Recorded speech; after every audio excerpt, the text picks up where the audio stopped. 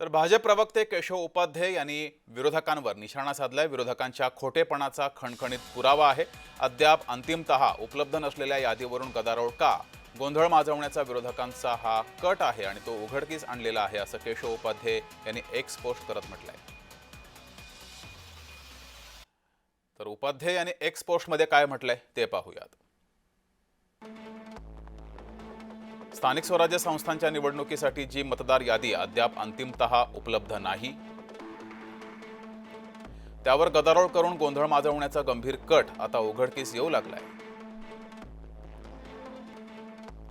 हेतू स्पष्ट आहे, संवैधानिक संस्थांबाबत संशय निर्माण करणं, लोकांची दिशाभूल करणं आणि होणाऱ्या पराभवासाठी कारण शोधणं। निवडणूक आयोगाने जाहीर केलेल्या कार्यक्रमानुसार 29 महानगरपालिकांसाठी ज्या मतदार याद्या वापरण्यात येणार त्याचे प्रारूप 6 नोव्हेंबर रोजी जाहीर होणार आहेत।